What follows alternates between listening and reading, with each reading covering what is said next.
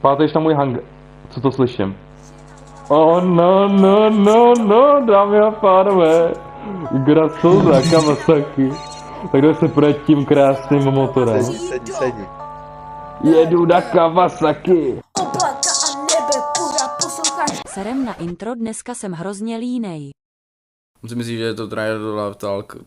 Ne, protože já jsem měl tu vodu, ne, v držce, tak jak chceš mluvit, vole, s držkou, čum na to, vole, jo, asi dám vodu do držky a hle.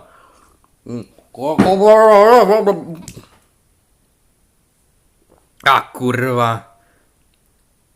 Vy jste čuráci. Jako máš štipendiáku, je pro tebe pojem kreativita asi něco jako pro Figyho definice výslechu, že? A jde do piči, vole, já musím být čude. Jo, výslech. Jděte do píči, vole, je to stejný, já to budu říkat furt vykreténi, je to stejný, prostě, je to stejný a je to stejný, vole, definice výslechu.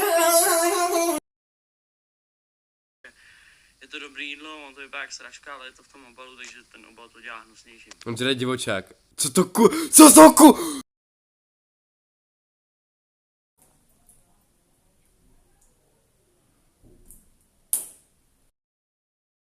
Kámo, já chci jet, kámo. Buď přímo za mojí prdelí, kámo, já chci jít motorou, vidíš. Jsi přímo za mnou. Hej, chtěl mi dát facku ti dám normálně, kámo. Že nemůžu vzít, no jo, to je hezký, ale kde to je, vole? To já kliknu jako... A PS, tvoje argumenty taky nebyly objektivní. Zakázaný slovíčko. Kriple. Shit, už je tam, vidíte, já jsem slyšel. Ne, není.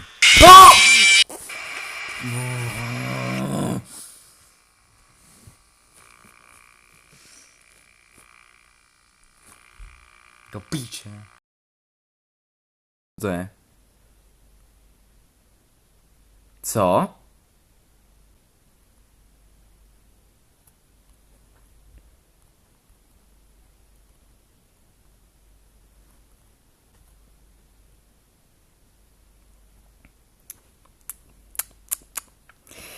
Tohle chci v best of.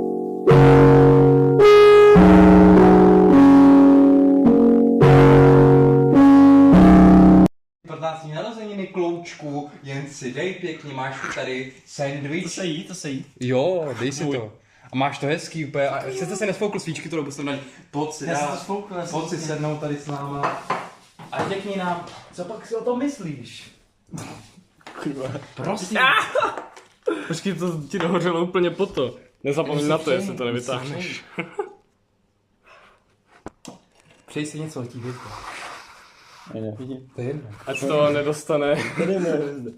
Jo, tak jdi, to je tvoje hezký. Kepuč.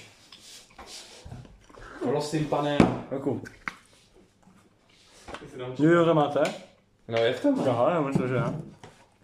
Já mám to totiž. No. Jak pak To nám fakt žere, ty vole. Chutná nám dobře?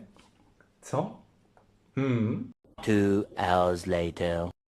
Chutná ti to nebo ne?